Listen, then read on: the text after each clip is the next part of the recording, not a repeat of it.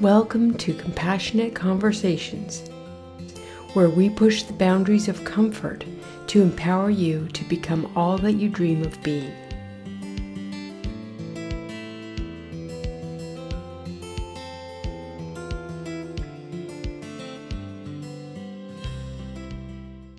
In my therapy practice, one of the most common issues I hear people talk about is addiction, in all its various forms, guises, and mutations. I help clients overcome their own personal addictions and also spend a great amount of time counseling them on how to deal with loved ones who have their own addictions. In my opinion, one of the best books ever written about the nature of addiction that is a must-read is Gabor Mate's In the Realm of Hungry Ghosts. If you haven't read it, please do yourself a favor and get a copy. You will be glad you did. Then pass it on to others who could also use a primer on addiction. The main addiction I help people overcome in my work is food addiction, but I've also assisted many people overcome addictions to alcohol, drugs, cigarettes, toxic relationships, gambling, and shopping. I'm sure there are more addictions I could name, as we humans are so vulnerable to getting addicted to so many different things. It's really mind-blowing. 12-step groups can be helpful for overcoming addictions, as well as one-on-one counseling. I think the greatest tool for healing from addiction lies in breaking the barrier of isolation by reaching out and asking for help in whatever form is available and useful to you. In this short talk, I would like to discuss a very important theme running through the collective narratives of my clients these days: dealing with another person's addiction. While dealing with one's own personal addiction can be incredibly difficult, dealing with someone else's addiction, especially if they are in denial about it or not ready to truly face it, is an entirely different experience. I have been in my own personal therapy for most of my life due to the complications surrounding other people's addictions and what led them to have them in the first place. I have battled and mostly won over my own personal addiction that nearly did me in at a very young age. Alongside that, I have had the honor and privilege of being in a position to help individuals and families overcome various addictions and all of the cumulative damage they cause everyone involved. This is never a clean nor a linear process. Instead, it often feels like we are going up a spiral staircase, and at other times down, and then back up again. This is the way many describe the recovery process of healing from addiction, whether it's your own or a loved one's. It doesn't seem to matter. The process is often long, arduous, messy, and comes with many gains as well as many losses. Having been on both sides of the addiction fence, and as my role as professional observer and guide, I have come to some basic conclusions about what is helpful when you are dealing with a loved one with a serious addiction. I am guessing that many of you listening to this have been in this role, are currently in this role, or will be in the future sometime. I hope you find these tips helpful to you on your journey, wherever you happen to be. Here are my 5 top tips for successfully caring for a loved one with an addiction. Tip number 1, take care of yourself first, no matter what. You know when you go onto an airplane and they give you the speech about making sure you put your own oxygen mask on before assisting another with theirs? I think the deeper spiritual lesson here is this: we are little use to another if we ourselves aren't situated solidly within firm foundation. In my eyes, people in the throes of addiction are really bad at self-care. In fact, overcoming addiction inevitably involves learning to be kind to ourselves and taking care of all parts of ourselves, body, mind, and spirit.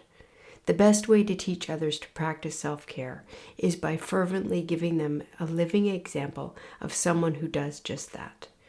Trust me, this is much easier said than done. However, with continued and regular practice, you will find that you are always in a better position to extend loving kindness and support to the addict in your life if you yourself are grounded, rested, exercised, and fed well. Tip number 2. Work on letting go of the responsibility for another's problem. Many of us who are attached to someone with an addiction actually become part of the problem itself and serve to perpetuate the addiction and not help the other to face it and heal from it on his or her own. While I'm not a big fan of the word codependent, I find it a very Western and individualistic concept which doesn't fit for many cultures throughout the world. Sometimes a basic understanding of what can happen to us while coping with another's addiction can be useful. I like this definition of codependency as it relates to a loved one of someone with an addiction. Attention and energy focus on the family member who is ill or addicted. The codependent person typically sacrifices his or her needs to take care of a person who is sick. When codependents place other people's health, welfare, and safety before their own, they can lose contact with their own needs, desires, and sense of self. It is vital for you to separate yourself from your loved one's addiction and all of the behaviors that stem from it. You can still love and care for them while taking a strong stand by asserting that the other person has an addiction and the best way to help them is to not be part of the problem which feeds its continuation. The most common example I can think of in this case is a wife of an alcoholic who constantly compensates for him to meet family needs in order to keep things smooth and functioning. In this case, Dad may miss his son's big baseball game he was promising to be at for weeks because he's drunk himself into a stupor and is asleep on the couch by 3 o'clock in the afternoon. Mom sees this, takes her kids to the game, and tells them that Dad isn't feeling well and needs to stay home and rest. This causes the son to doubt his reality because he knows the truth. Dad is drunk, passed out on the couch, and therefore doesn't attend his special game. He ends up disappointed and confused because he sees one reality but is told an alternate story about why Dad can't come to his game. In a recovery situation, the wife in this family would be angry that her husband is drunk and passed out on the couch and has let their son down. She would be honest with her kids about Dad's problem and confront her husband and demand that he get help so that this doesn't end up happening again in the future. Tip number 3. Get support and ask for help. I believe that what feeds and sustains addictions in individuals and families are mainly due to one factor: isolation. Dysfunctional families do not acknowledge that problems exist. They don't talk about them or confront them.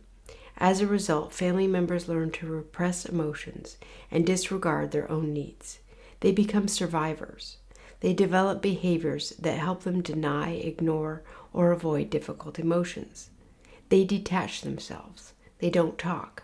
They don't touch. They don't confront. They don't feel. They don't trust. The identity and emotional development of the members of a dysfunctional family are often inhibited. I believe that the phenomenon of isolation in these instances comes from a preceding factor: denial. In such cases, almost or everyone in the family are in denial about the addiction. The addict, him or herself, and other family members. That is why I love the metaphor of the pink elephant in the room, i.e. the addiction, that no one in the family speaks about. I believe that first we must have the courage to point out the pink elephant, acknowledge its existence and the problem it's creating for everyone, thus breaking the individual and collective denial, and then take steps to break the isolation and reach out for help. Tip number 4, set healthy boundaries. Addictive family systems thrive on a lack of clear personal boundaries. I have found over the years that setting firm boundaries with loved ones is not being cruel or heartless. In fact, it's the most loving thing we can do. This doesn't mean trying to change someone else, but letting the other person know what you will and will not tolerate. For example, you may decide to tell your alcoholic loved one that you are aware that you have no control over their drinking, but that you will not engage with them when they are actively practicing their addiction. Such a boundary may look like this: if she or he chooses to drink in the house, you will make a point of either going out or removing yourself from the situation by staying in another room while they drink. The key to success of this is to mean what you say and stick to it like a broken record. If you're not really serious and aren't prepared to carry out the consequence for their drinking around you, don't even bother saying it. However, if and when you are ready to do the tough work of establishing a healthy boundary with them concerning their addiction, go for it and stick to it. Expect a lot of resistance from the other for quite some time. They probably won't believe you at first because it's a new behavior they have never seen in you. However, with consistent and regular practice, they will learn that you are serious. This may even lead to the addict looking at themselves while they sit there drinking alone night after night and consider trying an alternative. Tip number 5. Create and maintain a rock-solid spiritual life for yourself. Lastly, I feel the necessity to invite you to find a rich, deep, and meaningful spiritual life, and to consciously transport yourself to this realm on a daily basis.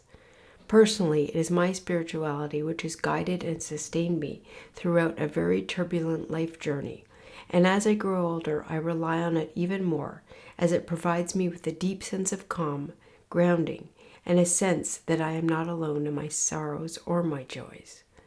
I am not talking about organized religion, although many people find that a wonderful source of spirituality. I'm talking more about having a sense that there is something outside of yourself that is vaster, wiser, and all-knowing, that is looking out for you, your loved ones, and the world at large.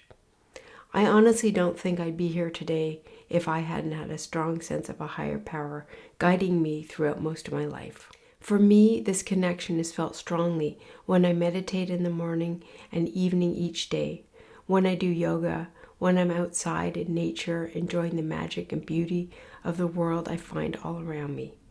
Some people find this when spending time with animals, being alone, or when they travel to far-off distant places. It doesn't matter how or where you find your connection. It just matters that you find it and connect with it on a regular and consistent basis.